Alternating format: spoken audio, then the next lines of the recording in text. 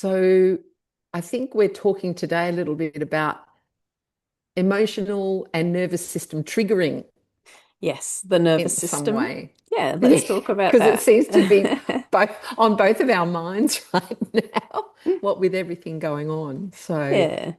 yeah, And the nervous system will always be a part of our life. That's what the nervous system does. So it's a really great lifelong skill to learn because the point is not to never be triggered and to never be activated. The point is to understand your own activations, triggers, and responses so that you can manage them in a way that works for you instead of a way that overwhelms you and you don't understand what's happening. So yeah, let's talk about the nervous system. yeah, So because as you say, Jule, we want that to work. We want our yes. nervous system to be super responsive because that keeps us safe. So that's a given. I think sometimes the messaging can be a little bit in terms of, you know, oh, I can't, I've got to keep an even keel. I've got to always be calm. But that's not the way humans are built, and nor should we be built that way, really. No, absolutely. We don't want to live on this plateau of nothingness, of no emotional responses and no triggers. It Yeah, is a really great system for a reason. The only way it becomes negative is when we get become too stressed, too overwhelmed, and we get stuck in a certain nervous system response, like yeah, chronic freeze response or a chronic fight or flight response. And that's where it starts to become a problem. But no, the goal is not to eliminate all activations and all triggers. We will always be triggered. Our nervous system's doing a beautiful thing exactly how it's supposed to. The key is to learn to understand what response you're in. So there's just an awareness that needs to happen, and also then how you best respond to that or how you want to respond to that in a way that works for you. But we all have our default one or two. A lot of people default into the fight response or freeze response or fawn response or flight response. We usually have one or two dominant ones, but we have all of them as well. So different yes, situations can trigger different responses. Different people, different relationships will trigger a different response. yes, So yeah. yeah. Yeah, well, this is the thing both in myself and in my clients that we're often talking about is because our nervous system is deeply embedded in our brain, our mind, the way we're operating every day, and our habits and all of those things, we can be really struggling to be aware of what state we're actually in. Yes, And that's an exactly. interesting point because I think everyone knows what they should be doing, but it's or what helps them. But half the time you're halfway down a particular behavior, whether it be freeze or fight behavior, or as you say, fawn, or whatever of the behaviors might be that mean you're triggered, and you're not even aware that you're triggered. You're already in it. Yeah, And so exactly. I think that's really where it becomes difficult. Yeah, and some people live in a nervous system response for years on end. And so that's where there is no, we've all got different levels of awareness, but we're not taught this stuff. So many of us don't know. And then we come to believe that it's an internal belief that that's a personality trait. Exactly. And Yes. that's where it gets removed from the nervous system. I still think a lot of people don't understand that, wanting to, the chronic freeze response, not wanting to engage with other people, not wanting to connect with a lot of people, just wanting to shut down and go internal. A large part of that is a freeze response. It's not necessarily a personality trait. Of course, both of those things are on a spectrum. So it's a little bit, you've got to figure out what is a response and what Mm, is a natural want or need. But mm. they get confused very often, I think is what I'm trying to say. The Yes, I'd personality agree with traits and the that. nervous system responses get confused a lot. Yes. Yes, that's very um often yeah, that is the truth of it. So and often what I say to people is when we feel a certain way, our immediate response is to look for the source of the of the problem or the danger or the fear or the activation, whatever it might be. And we're confused because we can't find it. We can't pinpoint what it is that we're afraid of or that we're shutting down about or that we're angry about. We just got the feelings and the residue of it. And that can divert us from mitigating this long-term nervous system activation that we're talking about. We're always looking for, it's because of that, or maybe it's because of that, or maybe it's because of that.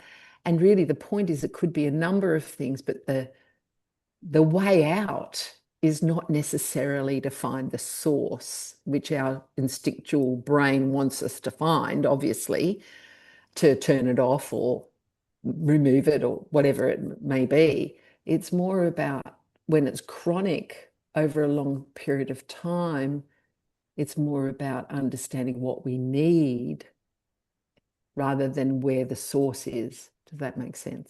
It does, yeah. What we need, and what we need could be a distraction. It's not always about, That's it. that's actually useful.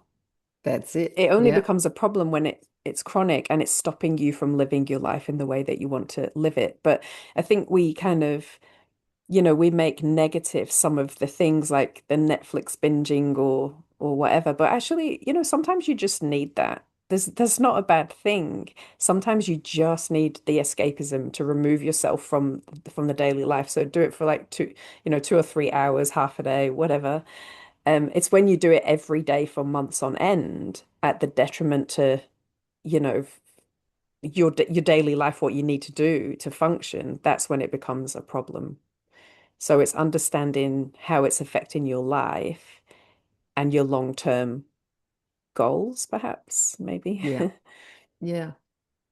And I'm aware also that there's an opportunity here to kind of understand the way we're working a bit more. When we can remove the need to ensure that we're not being a certain way or not accepting how we are, not understanding that there's probably a very good reason why we're triggered or activated or stressed or whatever word we want to use, when we can just put those things aside and just really be with the experience of ourselves, we can learn a lot about what it is we need, you Yes. know, and be more in touch with that. Yeah, it's that internal awareness back to the internal relationship that we have with our own system, our own body, minds, and our own psyche. It it is learning the language of your own system, and we're all different. So what works for one person won't necessarily work for another person, which is why you can't take the generic advice. But some people are living in a complete unawareness of their nervous system, and some people are really aware about the nervous system. So yeah, it's understanding what your needs are and what your internal language is, and then that building it over time. But we do write things off a lot. I think we need to have a lot of pause and a lot of internal reflection as to what's actually happening, because I see, with Mm, the whole like attachment thing that keeps coming up and has been popularized over the last few years, attachment theory. Do you know a lot of people who are classified as having anxious attachment? It's a valid nervous system response. They're in an unhealthy relationship and they're being pathologized into having an anxious attachment when really they need to get out of the relationship. It's unhealthy. They're being triggered for a reason because their needs are not being met, or they're being mm, completely overridden and they're losing themselves in that dynamic. So mm. understanding yourself and not allowing the labels or the narratives to dominate your own internal experience, because you will always be the expert of your own life. You'll always be the Yes. master of your own system and your Yes. own subconscious. Yes. Yes, we can be distracted with the idea that we're this or that. I feel sometimes. Sometimes it's helpful. Sometimes it's not helpful in terms of when we frame ourselves in a certain way. And then we bunch all of our behaviors in under that without looking at our circumstances. Yes, exactly. And often we're reacting or responding to our circumstances, and that's direct feedback, right? Mm. So, what I'm always up for is understanding ourselves from this point of view of being such a dynamic, self um, self-communicating system, if you like, in terms of when we're not comfortable, there's a reason. Yes. And looking at our lives and our priorities, like it's sometimes it can be hard to see an aspect of our lives that's causing us to feel a certain way and be really confused in that moment Mm. because there's other priorities that keep us in that situation. And so Yes. it's really tricky. It is tricky because you have to take everything as a hot, like in context, because Mm, it's not just simple. It's not just, it could maybe, your work is triggering you or a relationship's triggering you, but if you're triggered in one area, it's going to affect all the other areas. But subconsciously, we always, sometimes what our heart wants and what we know to be the best is a different thing. So you can override your nervous system responses. Let's again use the example of relationships because you really want that relationship to work, mm, but you shouldn't you could be putting it on the work thing because it's easier for you to accept that it's work that's the problem, not the relationship. So if mm. you're being slightly triggered in your work, but your relationship is really triggering you, but you don't want that relationship to fail, you'll put all of the focus on the work problem and go, work's really stressing me out. It's this that's the problem, but it's subconscious. You're not intentionally doing it, but you're Yes, ignoring what your nervous system is screaming at you, going, there's something wrong in that dynamic. yes, So go there exactly. first. So, yeah, just because you're triggered in one area of your life, it doesn't mean that the deeper trigger, the core, the foundation is not in another area. Yes, true. Or in an area that isn't of your making, even like, Mm, world situations or where you're living and the pollution or you know yeah. or in my case in the rainforest and the mold's coming up. Yeah. um this type of thing it, it, it speaks to something, doesn't it? It Mm, just speaks to this idea of self-compassion, I think. And I know that's a big leap to make from where we've been talking, but um, the link for me in my experience has been when I can look at myself more in a more accepting way, less judgmentally, then I've got a better opportunity to kind of allow my mind to uncover for me some of my subconscious priorities, mm. some of my subconscious decision making that keeps me sort of embroiled in that whatever situation I'm in. Is that making sense? Yeah, it That's where does. I link it to if we internally start to see ourselves as brilliant somehow in what we're trying to, how we're trying to meet our needs generally, then we can start to actually sit more with ourselves and understand what we're doing, why we're doing it, which decisions are the most important decisions right now, Mm. instead of the diversion, as you say, into things that seem easier, Yeah. perhaps. Well, yeah, because we do subconsciously go to what's easier. But I liked what you said about the self-compassion because that's what it is, because it's not about being perfect either. It's giving ourselves a lot of grace whilst we go through the process because we're never going to get it right. I guess that's not what humans being about anyway. We're here for an experiment, I suppose. It's not about being perfect. We will always be triggered. So have some self-compassion. If you do feel like you made a mistake with something or you didn't react in the way that you you thought that you should have or that you would have done if you'd have had more time. So give yourself a break first and foremost. Have the self-compassion for yourself and then create some things that really work for you.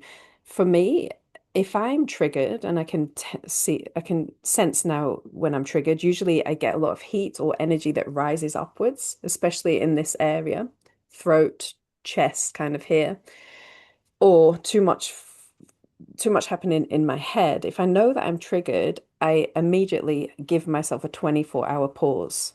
So if it's a trigger with someone else, 24 hours, do not respond. Like I don't even respond. Or I'll say, I thanks for the message. I've received it. I'll get back to you tomorrow. Because I know the pause gives me a chance, gives my system a chance to settle down so that I can really be aware of what's actually happening outside of the trigger.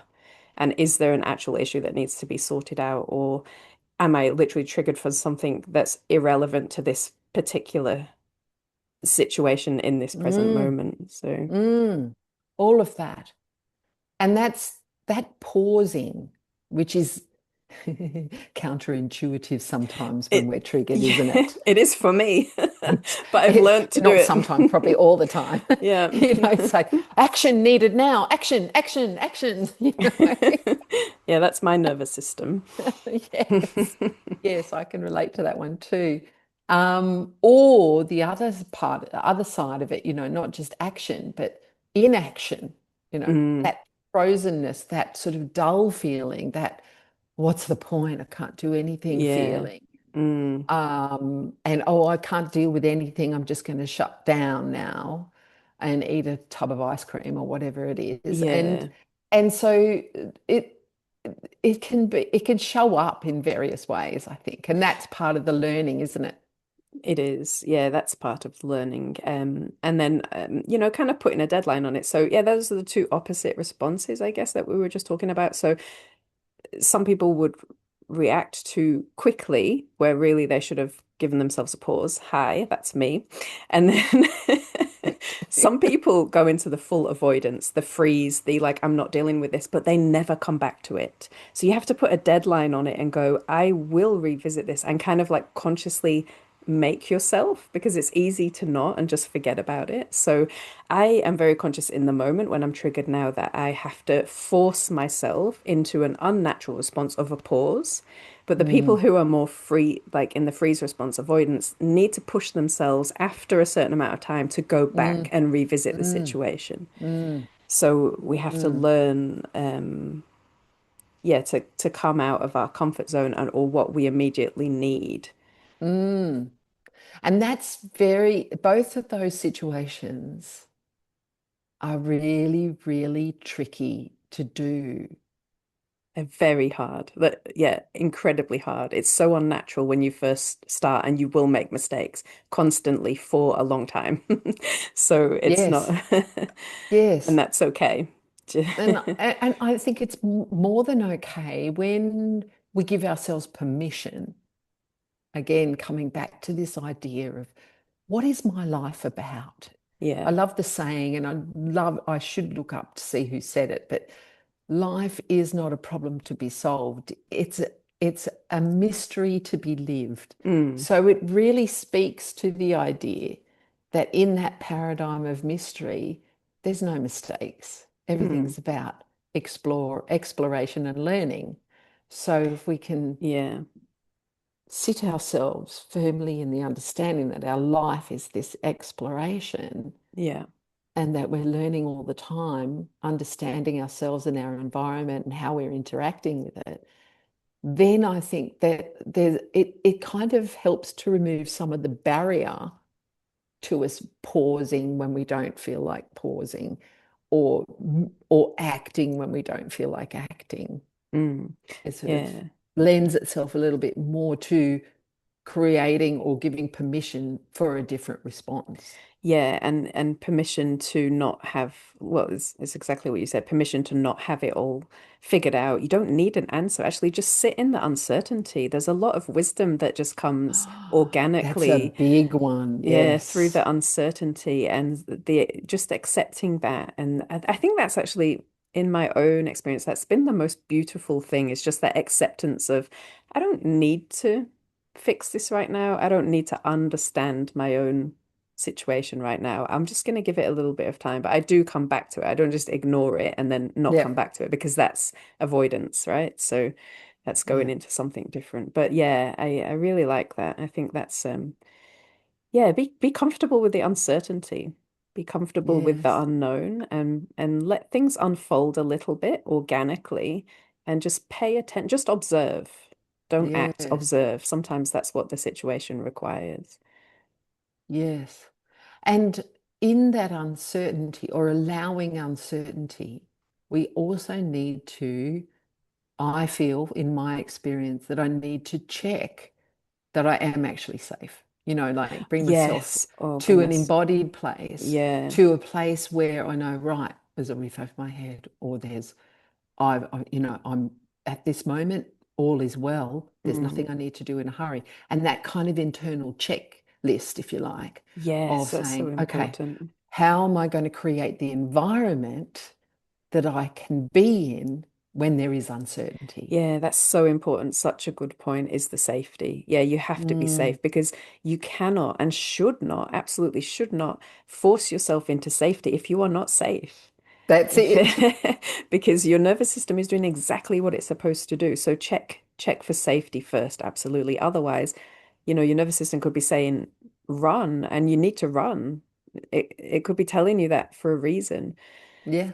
So So again, we're coming back to this idea that we're these amazing, dynamic, self supporting systems if we just understand how we work. yeah, exactly. And for me, as a dream therapist and someone who's so interested in dreams, our nervous system responses show up in dreams. So if you start having a lot of recurring dreams about being chased or running, that can sometimes indicate your emotional state, your nervous system state of the flight response. And if you're dreaming a lot of being stuck, like paralyzed, where you can't move and you're completely frozen, then that can indicate the freeze response as Mm. well. So if you can't speak up, there's some need that's not being met in your waking life if you're constantly dreaming of these themes. And it can absolutely mirror, not all dreams, but some of the dreams can absolutely mirror your emotional internal nervous system state. So I always find that really fascinating with dreams. Oh, dreams. I mean, they're embedded, aren't they, in it, as mammals, and I believe all mammals dream. You think Yeah, of cats, yeah, they'll do the little flicking of the paw or whatever, yeah. and it's such an inbuilt, perfectly designed system to recalibrate the nervous system.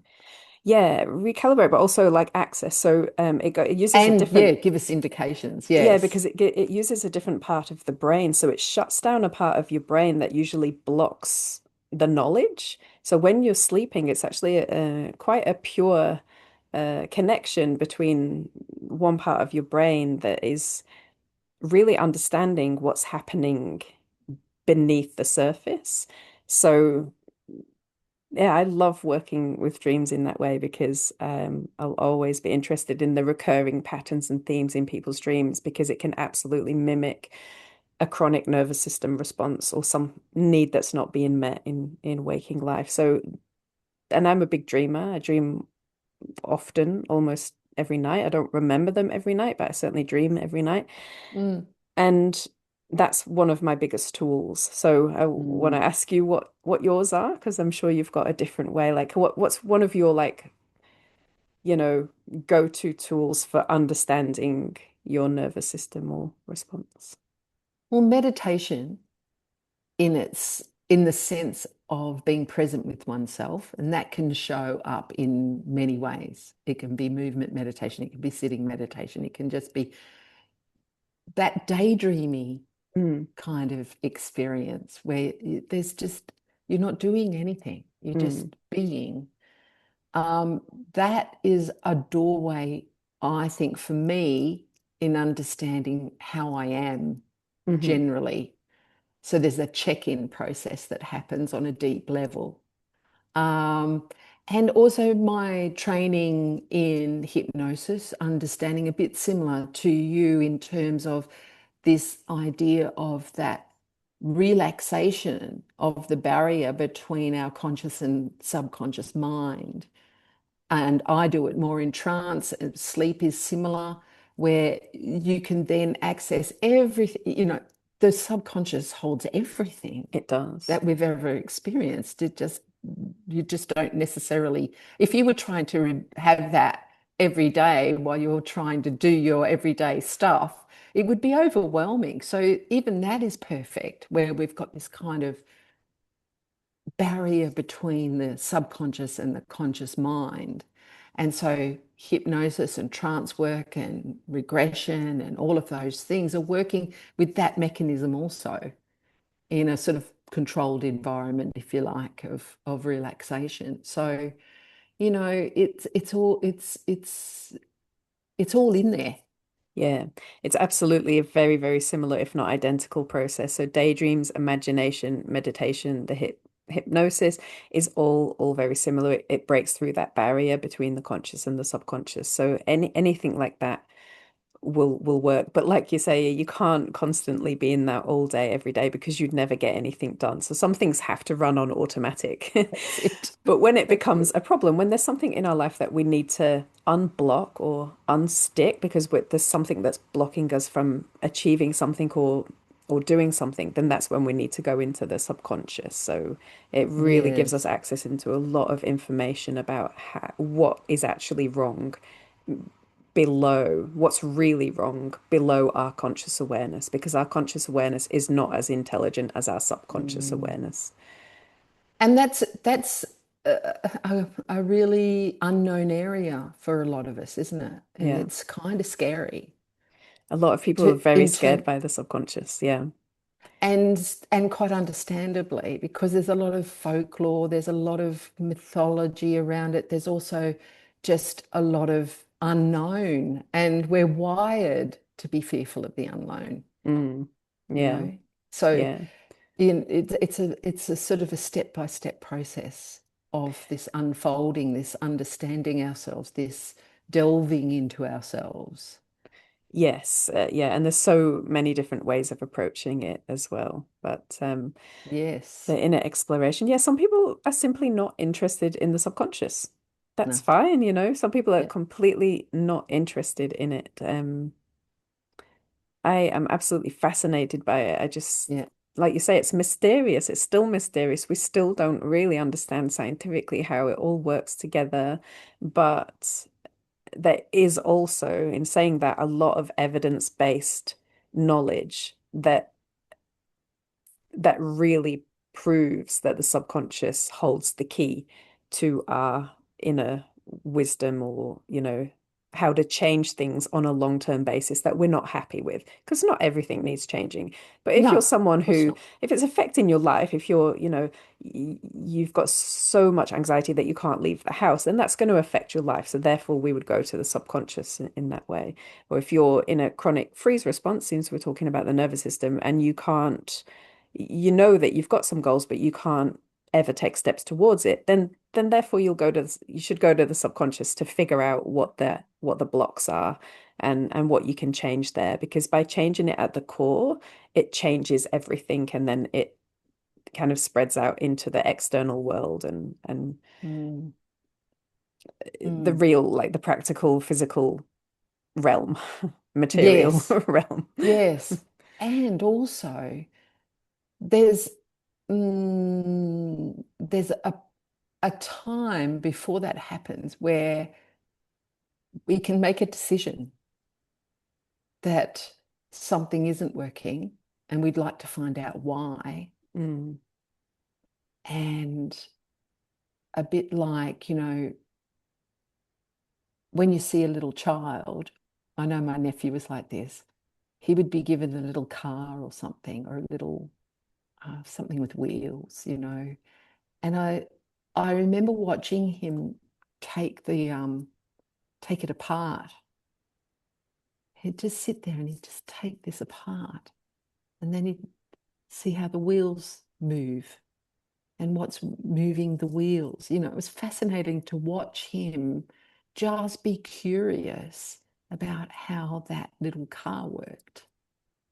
this was pre-verbal, I think. He would just sit there and then his little fingers would be moving all the little moving parts just to see how it all fitted together.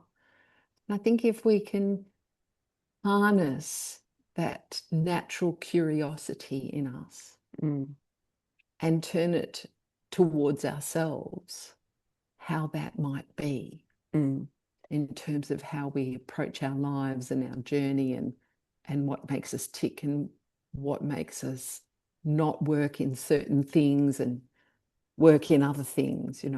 generally. Yeah, absolutely. The lifelong curiosity is definitely, curiosity, experimentation, and observation. All of those things are so useful. And yeah, if you just get curious, instead of getting angry, get curious. Instead Mm. of instead of shutting down, get curious and just kind of like remove like I try and like visualize myself like as if I'm looking back at myself to just Yeah, create a little bit of distance and just get curious, like what's happening right now? yeah, What could that be? yeah, exactly. Curiosity. Yeah, curiosity is really, really important. Yeah, Mm. always. Very good. Hmm. So yes, the nervous system. Nervous system, triggering, learning about it, learning about ourselves. We sort of went around a lot of subjects there, didn't we? Yes. And Yes. ending on curiosity. I like that. Yeah, just being curious, don't go, there's no need to fix everything or like hyper manage everything. It's not about being so focused on yourself Mm, that it detriments other things. It's not about being obsessed with your responses and mm. trying to control them and micromanage them. Yes, good point. It's literally just curiosity, interest, and just like, what I wonder what happened there, and just a few thoughts about what could I do next time if I wanted to do it differently, and just a little reflection, I think, after, you've had certain triggers or you've reacted in certain ways, just have a little reflection as to how you thought you reacted and Yeah. how you thought your nervous system did, and were you reacting from a place of urgency, trigger, activation, or yeah, it's you mentioned meditation before. I think to me, like the reflection is almost like a meditation, you know, just a little daily reflection or a weekly reflection is like, how do I think things have gone this week or today? Yeah. I think meditation is only part of a broader experience in terms of spending time with ourselves. Mm, And that's something not really supported so much in our mm, society. Spending time with ourselves, just with who we are, mm, is and building that presence, building that relationship, if you like, yeah. spending time and building the relationship with ourselves. Whether it's journaling, whether it's having a quiet cup of tea, sitting quietly, whether it's, meditating formally or whatever it might be, Mm. dancing, walking in the forest, whatever, is all around this experience of spending time. Yes, and you're right. That's something that has been not taught to us as something that's important, but that relate everything that always comes back to that relationship with your own self, like really getting to know yourself, your own internal language, your own triggers, your own the way your needs as well. And so we're often shamed or criticized for doing that because it's deemed as socially not being productive. But I disagree with that. I think it's the most productive thing you could ever do is Well, to learn about yourself because it has yes, such an effect on everything else that you do. yes. So, So there's a lot to be said for making it a priority, isn't oh, it? yeah, absolutely, absolutely. For me, absolutely, it's a huge priority. And I can't believe I lived so many years of my life without ever paying that attention at all. Yes, likewise. I Mm. understand. But Yes. yeah, making it a priority, building a relationship with yourself, just as you would with another person, spending as That's much it. time on that and placing as much importance on that. Yes. You know, it's not self-obsession or it's not like hypervigilance. It's different to that. And I Mm. think that those people who create those daily rituals or practices in order to incorporate that, it could be like five, as short as 5 minutes or as long as Oh, an hour or two. It really mm, doesn't matter, but it's those moments in a daily routine where you connect back with yourself, whether that be mm. sitting in the garden like I do, looking at the bees or the butterflies or the flowers and understanding how I am in that moment or reflecting on something that had happened to me that week or how I reacted to it or the Or meditation, as simple as sitting in a car in traffic, which a lot of yeah, us have to do, and turning the radio off and just paying attention to our breath yeah, for a couple of minutes while we're waiting for the red light to change to green. yes, You know, exactly. it can be the simplest everyday things that start the ball rolling, you know? Yes, exactly. Exactly. So Mm. there's so many ways of doing it, Yeah. many way more than we could ever mention, but it comes down to, in summary is what we've already said, the curiosity and the reflection in your own internal reflection, introspection. Yes. And which leads then, therefore, to a greater understanding when we're triggered and that deeper experience. Yes, exactly. Exactly. Mm. But that's just the start of, the conversation, I guess. And there's much more we could say, but we Yeah. perhaps we'll leave it there for today. I think that's a lovely start to the conversation, and we can chat about more things another time. Sounds good.